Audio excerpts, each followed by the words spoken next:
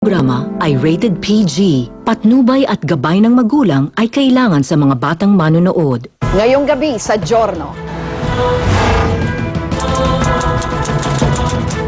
Kung pagtatapatin ang firepower ng China at Pilipinas, tila mukhang David and Goliath nga ang senaryo kapag napiko ng China sa pag-aangkin ng Pilipinas sa Scarborough Shoal. Talagang mukhang tama ang sinasabi ng marami na bully tactics yan. 174 million pesos ang pondong inilaan para proteksyonan ang mga star witness sa ilalim ng Witness Protection Program ng pamahalaan. Isa na riyan, si Alfred Menjola, ang star witness sa Benson Evangelista murder case. Pero wala pang isang taon ang nakararaan, napatay na si Menjola. Isa-isa na ngayong lumalantad ang iba pang mga testigo para pulaan ang anilay Witness Protection Program. Nung nangyari kay Menjola, nagulat ako. Kasi parang nakita ko yung sarili ko doon. Ito mangyayari sa akin. Yan ang pinakamatakot. I'm getting 4,000 a month. So, hanggang saan darating? Hindi ito ang unang pagkakataon na inireklamo ang kontrobersyal na tawag ng referee sa PBA. Pero para sa talk and text tropang texters, championship ang nawala sa sinasabing wrong call ng bagitong referee. Ang tanong ngayon ng lahat, nagkadayaan ba?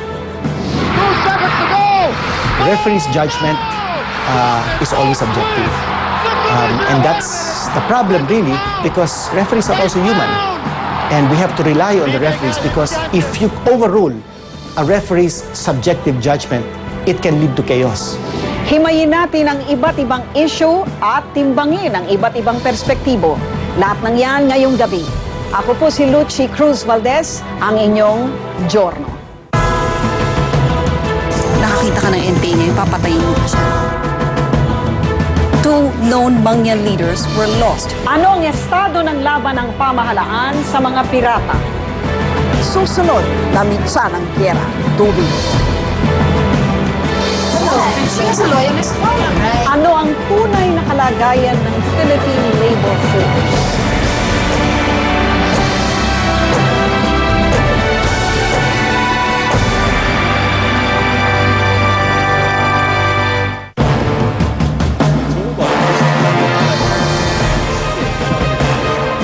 Labing-isa laban sa dalawa. Yan ngayon ang standoff sa tapatan ng mga barko ng China at Pilipinas sa Scarborough Shoal. Kahit parehong inaangkin ng dalawang bansa ang 3 talampakang bato na nakausli sa South China Sea, sa ilalim daw nito ay nagtatago ang bari-bariles na langis.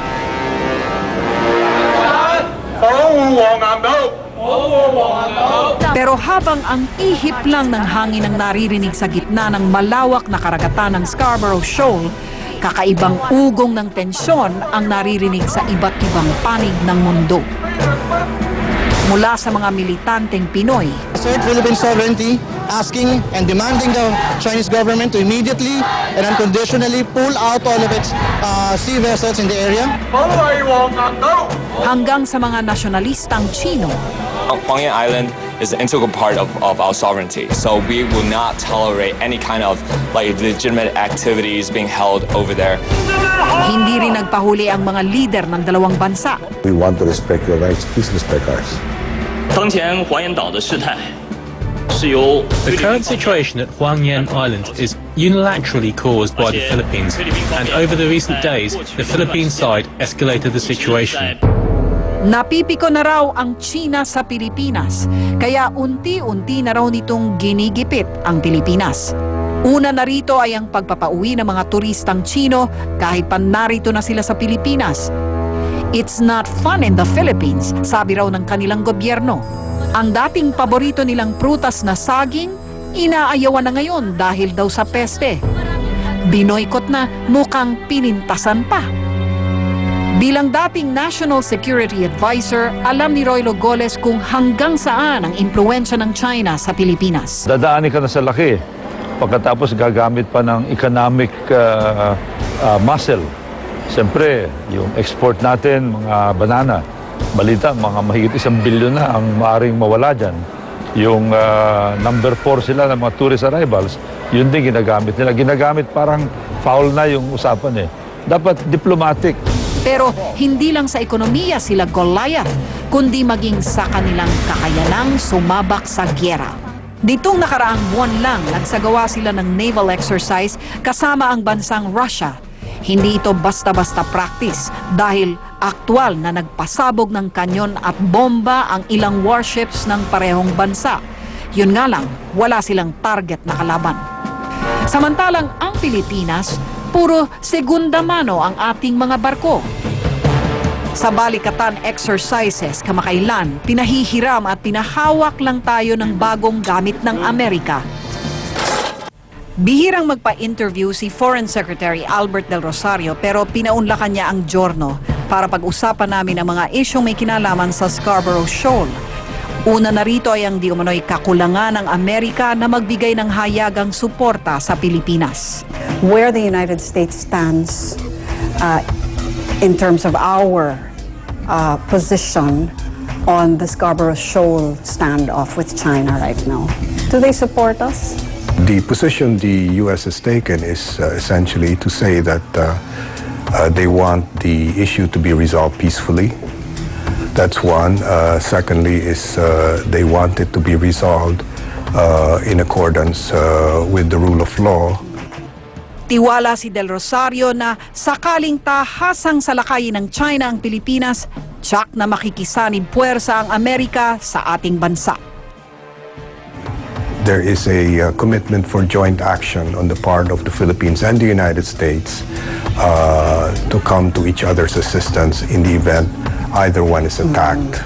Okay, very clear, very straightforward. Yes. And you have no reason to doubt that Yes. Sa isyu naman ng kung bakit tila umaasa na lamang ang Pilipinas sa Amerika, diretsahang inamin ng kalihim na mahina ang ating sandatahang lakas. I was quite realistic about the position of the Philippines. As a matter of fact, I quoted an international press agency report that we had a notoriously dilapidated military, quote unquote. And at the time that I was at the State Department for this meeting, just the day before that, the Herald Tribune said that they described our Navy as pocket-sized. No? So I said, this is painful. And what's painful about it is because it's true that we have in fact neglected the buildup of our military. Pero hindi na lang daw ito basta usapin ng kung anong kapakinabangan ang mapapala sa Scarborough Shoal para sa isang bansa na tila ilang beses nang pinitik ng China at tumahimik, ang natitira na lang daw nating karapatan ay ang magreklamo man lang.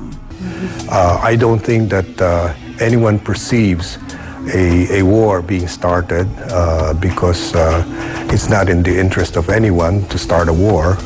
And I think we will work, and everyone is encouraging us to work towards a peaceful resolution. What is the probability of a war being started? Probability 0.